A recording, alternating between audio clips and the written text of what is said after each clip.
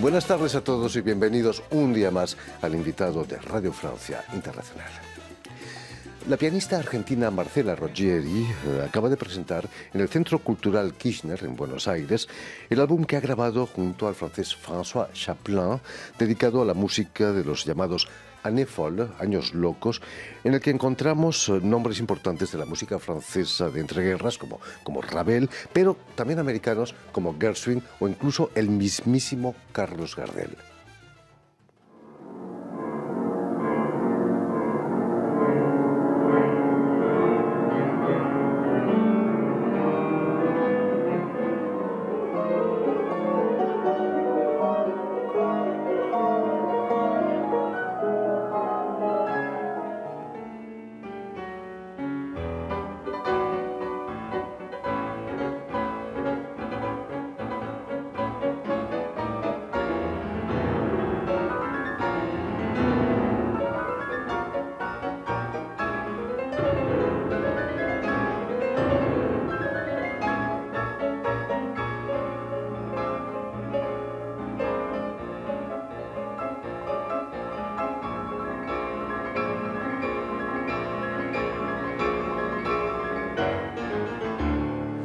Y precisamente para hablarnos de este disco y de su presentación en Buenos Aires, y por qué no de su brillante trayectoria como pianista, Marcela Roggieri ha sido tan amable de venir a nuestros estudios. Buenas tardes, Marcela. Hola, buenas tardes, Jordi. Sobre muchas todo, gracias por la invitación. muchas gracias a ti por volver, como dice, Sí. como dice el tango, ¿no? Volver, sí.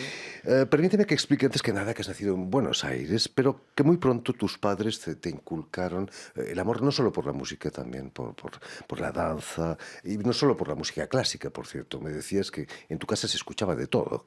Se escuchaba todo tipo de música. Mi mamá, que es del norte de la Argentina, es salteña, siempre adoró el folclore. Mi papá era un tanguero, el prototipo del tanguero, que había nacido en el barrio de San Telmo, la patria del tango. Y también se escuchaba mucho tango, y después también a través de mi hermano, que era del mundo del rock, que luego se volvió tecladista de Charly García, No está mal. del genial Charly García. Bueno, en mi casa era así una especie de crisol de distintas culturas, de distintos tipos de música, y también me inculcaron el amor hacia otras culturas y el amor a los viajes. Es cierto que de pequeña quería ser bailarina o cantante también. De Las rock dos. a lo mejor, ¿no? Sí, sí, sí. Me gustaba mucho. Por ejemplo, me gustaba esta idea de cantar en frente de audiencias de miles y miles de personas, como por ejemplo, me acuerdo de Barbra Streisand, que decía, ay, qué maravilloso. Ese tipo de cantante. No tanto el cantante de ópera, a pesar de que me encanta la ópera, pero me gustaba mucho, y el baile, porque me gusta mucho el movimiento. Es algo que falta a veces cuando uno es pianista. ¿Y cómo entra el piano en tu vida? Bueno, gracias a mi profesor de canto, él estudiaba con la mamá de Bruno Gelber, Ana Gelber, y así llego a la casa Gelber, en donde el papá, Bruno Bernardo Gelber, era profesor de solfeo y de armonía, y su mamá profesora de piano. Fue mi primera maestra de piano, a que siempre recuerdo con tanto amor y agradecimiento, así como Bruno, por supuesto. Maestra excelente, de ahí sale su hijo, Bruno, para los que no lo sepan, gran especialista en Beethoven, ¿no? Bruno Beethoven, Leonardo Brahms y tantos otros. Bruno es un pianista y un artista excepcional, y estudió con Vicente Scaramuzza, que era este profesor que llegó de Italia y formó a los grandes músicos argentinos, también como Marta y como Barenboim, y luego con su mamá también, siempre en la casa, siguiendo sus estudios. Empiezas a estudiar piano un poco tarde, quizás no a los 7, 8 años, como empiezan muchos chicos, Sí. pero tú lo empiezas con una pasión irrefrenable. Es cierto que te levantabas a las 5 de la mañana antes de ir a la escuela para trabajar. Qué bien informado, Pajarito, por eso. Jordi. Sí, es verdad, es verdad. Me gustaba estudiar a la mañana antes de ir al colegio para tener esa sensación de ya haber estado en contacto con mi piano. Llegabas dormida a la escuela, ¿no? Seguramente. No, dormía muy poco en esa época, tenía esa suerte. Precisamente con Bruno Leonardo Gelber empiezas a tocar a 4 manos, con 2 pianos. Quizás es mucho más divertido que tocar sola, ¿no? Porque la vida de un pianista es muy solitaria. Bueno, mi primer concierto fue sola con la orquesta, primer concierto de Beethoven, recuerdo muy bien, y una parte de recital en un teatro que se llama el Teatro Coliseo en Buenos Aires, una enorme sala. Y tengo ese recuerdo como si fuera ayer. Es el momento decisivo en el que uno sabe interiormente si tiene, digamos, la pasta para estar arriba de un escenario, que no es lo mismo que el amor a la música y que mismo ser un gran músico. Es algo que a mí me gustó desde la primera vez que puse un pie en el escenario y era como una prueba de fuego, porque como tú dices, empecé a los 13 años y mi primer concierto fue a los 16 años en este gran teatro para una parte de recital difícil y tocar con orquesta. O sea, eran muchas pruebas juntas y recuerdo haber salido a ese Ilesa, escenario. ilesa. Sí, ilesa y airosa, ¿Cuál pero es el, sobre todo ese placer, ¿no? De cuál es el estar. secreto, Marcela, de esos grandes artistas? Quizás el hecho de que el placer de mostrar su trabajo va por encima de los nervios, del estrés. Yo no sé cuál es el secreto, porque ahí deben haber distintos secretos, ¿no? Cada músico tiene su secreto, pero creo que hay algo que es común o que debería ser común, es de estar en empatía con la audiencia. A mí siempre me gustó sentir ese feedback, como dirían los ingleses, lo que siente el otro y compartir algo que puede ser mi humilde contribución o algo que a mí me da mucho placer con los demás. Con 20 años, Marcela Rogeri, te instalas aquí en París, no muy lejos de Bruno Leonardo Gelber también, ¿no? No, me quedé en París. En realidad me fui a Mónaco, que era donde vivía Bruno en ese momento.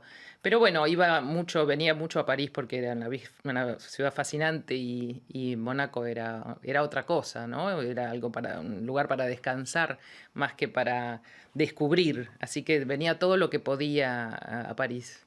Ahí empiezas a explorar el repertorio a cuatro manos con Bruno Leonardo, ¿no? No, antes de irme ya de Argentina, hicimos muchos conciertos con Bruno. De hecho, tocamos en el Colón el doble de Mozart. Con el doble de Mozart recorrimos muchas ciudades en Argentina primero, luego también en Estados Unidos y luego en Europa.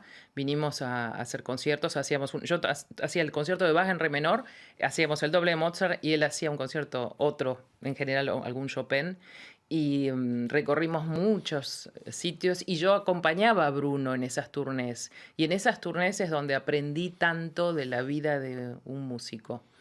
No Pues solamente de la música, sino de la vida del músico. vida de un músico que es a veces fácil, pero no tanto, ¿no? Como parece. Depende de lo que te guste. Si te gusta mucho viajar, los cambios, conocer gente y después dejarla, a veces es doloroso porque uno conoce muchísima gente, pero no siempre puede quedar en contacto. Este movimiento permanente tiene que gustarte, si no, sí se hace un poco. Y también la soledad que yo nunca sufrí, porque yo nunca me siento sola cuando viajo. A veces, como sabes, uno termina un concierto y se vuelve solo al hotel, porque a veces hay cosas organizadas, pero a veces no, o hay que irse al otro día muy temprano. Y se pasa mucho tiempo solo y bueno, eso es algo que uno tiene que apreciar y que no tiene que sufrir, si no, sí se hace un poco difícil. Tuve la suerte de charlar un poco con Elisabeth Leonskaya, la gran pianista, la compañera de Richter, por cierto, que me decía que a veces se llegaba a un hotel y no sabía en qué país estaba, porque los hoteles se parecen tanto entre un país y otro. Que no Sí, a mí sabía. me pasa a Tenía que veces preguntar, ¿dónde estoy? por la noche me pasa. Por la noche de despertarme y de no saber en qué habitación, en dónde estoy.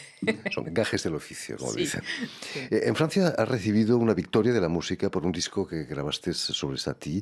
Corría el año 2006. Eres la más francesa de las argentinas, ¿no? Seguramente. Así me calificaron la más francesa de las pianistas argentinas porque tuve este enorme honor de estar nominada primero por este Victoria de la Música, luego fue un concurso que se hizo en Cannes, se hacía un concurso con orquesta, los que estábamos nominados, que quedábamos, éramos 5, y después era el voto del público, lo que para mí fue un gran honor y un gran placer, además del voto del jurado, y también de haber estado nominada con una obra, digamos, de un compositor francés, pero que yo siempre admiré, porque Erik Satie en Argentina es un compositor que no solo se admira por su música, sino por el personaje que era. Además, Ricardo Viñes estrenó muchas de las obras de Satie en Argentina y yo le sigo dedicando un espectáculo que hago sobre la vida de Satie y la vida de la hermana de Erik Satie, que pocas personas saben, Olga Satie, que vivió en Argentina durante 30 años. Decían que solo se lavaba con arena, ¿no? ¿no? Es cierto eso. Sí. Bueno, sí, se dicen muchas cosas, pero Muchas es verdad cosas. que cuando entraron en su departamento de Arcueil, la limpieza no era lo que más se Saltaba a la veía. vista. Sí. Hablando de premios, acabas de ser galardonada en Londres con un premio latino, los Lucas Awards. Eh, Londres es tu ciudad desde hace unos años. ¿Te sigues sintiendo latina a pesar de eso? Sí, claro, me sigo sintiendo muy latina. El ganador, yo estoy segunda, compartimos este premio maravilloso porque justamente es hacia músicos que se dedican a difundir la música latina. Latina. El guitarrista que ganó también es argentino, así que me gustó mucho. Es un premio que se daba hasta ahora a música más pop y también a jazz, pero se introdujo la música clásica y bueno, fue un gran honor. Es un lugar en Londres es la ciudad en donde resido desde hace muchos años, así que es un reconocimiento que me honra mucho. Felicidades desde aquí. Gracias. Volviendo a tu disco junto al francés François Chaplin, ¿tus años aquí en París fueron también locos? ¿O no? ¿O tu trabajo como pianista no te permitía Sí, sí, excesos? fueron bastante locos, porque para mí París era justamente el centro. Siempre estuve fascinada por este periodo justamente, ¿no? De entre las dos guerras, del periodo de los años locos, como la Belle Époque también. A mí me gusta mucho la historia. Entonces leo mucho la historia, digamos, de los países y de la civilización. Y siempre me fascinó. Y, por ejemplo, ir al Bœuf sur le Toit, este restaurante que todavía existe, si bien no tiene quizá la autenticidad que tenía en esos años, pero estar allí imaginándome todo ese ambiente maravilloso de músicos, escritores, pintores, Coco Chanel, Charlie Chaplin, los rusos que estaban llegando en ese momento a Francia, en ese lugar, todos reunidos, para mí era algo increíble. París en esa época estaba abierta a todas las influencias, ¿no? Sí, Sobre todo los americanos que habían llegado con los soldados de la Primera Guerra Mundial. claro, y así llegan también con el jazz, ¿no es cierto? Y Gershwin fue uno de los grandes mitos de entonces, ¿no? A caballo entre lo clásico y lo popular, entre el musical también, ¿no? Sí, ¿Qué, sí. qué te ha interesado de Gershwin? Bueno, justamente, Gershwin de todas maneras es un músico que me ha fascinado siempre, porque me parece genial por su capacidad como compositor, pero también ese personaje tan humilde, alguien que era un excelente pianista, pero que siempre tuvo un muy bajo perfil y realmente un genio de la música, Tenía el don de la melodía, ¿no? el don de la melodía. Increíble, uno oye una vez su melodía y la canta todo el día. Así es. Siempre no comparo, pero quiero decir, los encuentro cerca, por ejemplo, con un músico como Carlos Guastavino en Argentina, que tienen ese don de la melodía. Y además, bueno, era un excelente pianista Gershwin. Desgraciadamente nos dejó muy joven. Sí, ¿Qué hubiera sido de él? Me imagino que hubiera continuado su carrera triunfante. seguramente, seguramente. Pero nunca se puede saber. Qué lástima. Y por supuesto en tu disco encontramos a Carlos Gardel, El día que me quieras. Qué maravilla, ¿no? Un símbolo el día que me quieras de la música de Carlos Gardel.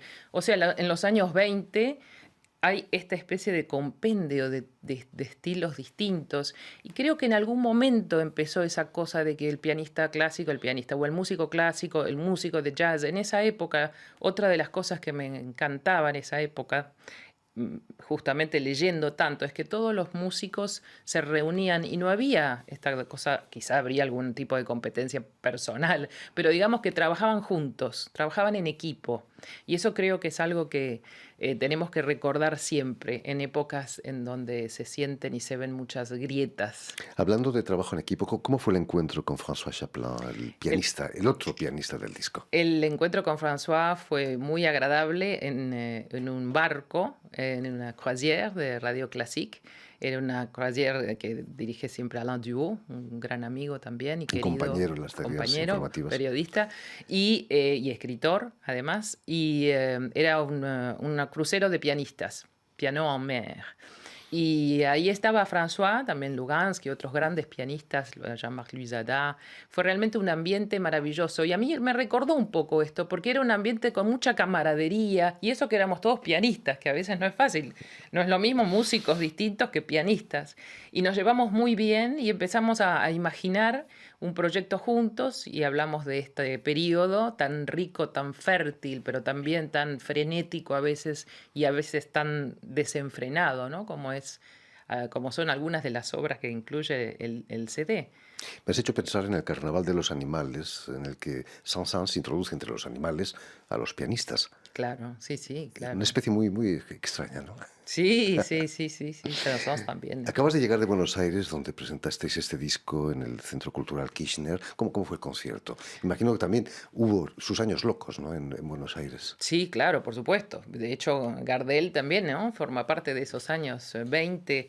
Sí, fue un movimiento mundial que en realidad nace en Norteamérica y llega a Francia rápidamente.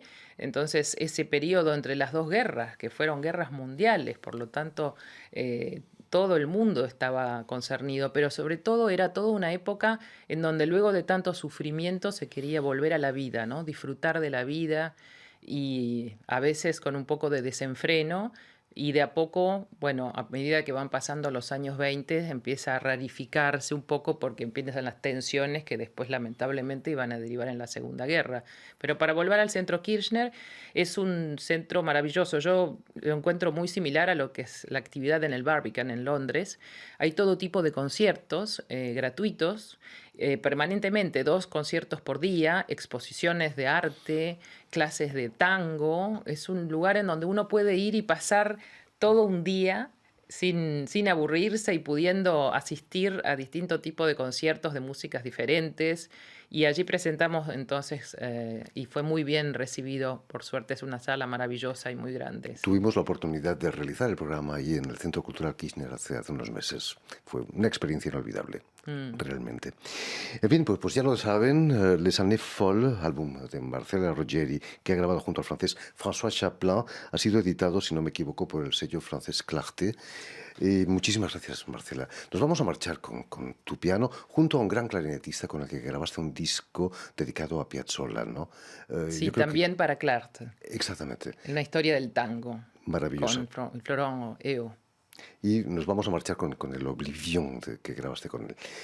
Muchísimas gracias, Marcela, por haber estado aquí con Gracias a nosotros. ti y Permíteme gracias a también todos. que dé las gracias a Vanessa Loasso y a Julián Lem, que hoy se han ocupado de la realización del programa, y enviar un saludo muy especial también a nuestros telespectadores que nos siguen en toda América Latina y, por supuesto, en Buenos Aires, a través de la cadena de televisión internacional Canal U, que emite desde Montevideo, del otro lado del río, ahí en Uruguay. Y así ahora que el jueves próximo vamos a estar con François en San Malo. Ahí en San Malo. Muchísimas gracias a ustedes también por su fidelidad y les damos cita para una nueva edición del invitado de Radio Francia Internacional.